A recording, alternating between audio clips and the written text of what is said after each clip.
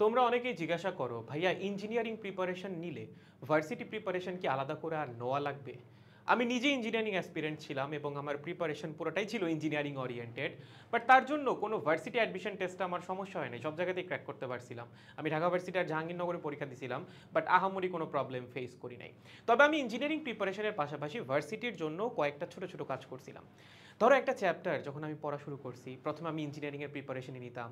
Theory যা যা পড়া দরকার বা যা যা আমার মনে হইতো ইম্পর্টেন্ট সেগুলো আমি দেখতাম। এর পাশাপাশি কুয়েশন ব্যাংক সলভ করতাম ইঞ্জিনিয়ারিংয়ের। আরও কিছু অ্যাডিশনাল ম্যাথ প্র্যাকটিস করতাম, নতুন কোনো সূত্র বা থিওরি থাকলে সেগুলো বারবার প্র্যাকটিস করতাম। দেন হচ্ছে ওই চ্যাপ্টারের ভার্সিটি কুয়েশন ব্যাংকটা আমি সলভ করতাম, আলাদাভাবে আর কিছু পড়তাম না, জাস্ট ভার্সিটি কুয়েশন ব্যাংকটা সলভ করতাম।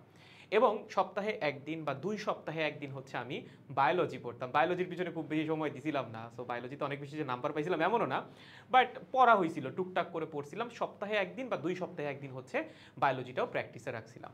তো তুমি যেটা করতে পারো, ইঞ্জিনিয়ারিং অ্যাসপিরেন্ট যদি হও, ইঞ্জিনিয়ারিংয়ের জন্য ভালো মতো প্রিপারেশন নাও, তার পাশাপাশি ভার্সিটি কুয়েশন ব্যাংকটা সলভ করো, এবং সপ্তাহে একদিন বা 2 সপ্তাহে 1 বা 2 দিন অন্তত বায়োলজিটা টাচে রাখো, প্রিভিয়াস ইয়ারের কুয়েশনগুলো পড়ো, ভাইয়ারা যেগুলো ইম্পর্টেন্ট বলে সেগুলো একটু পড়তে থাকো।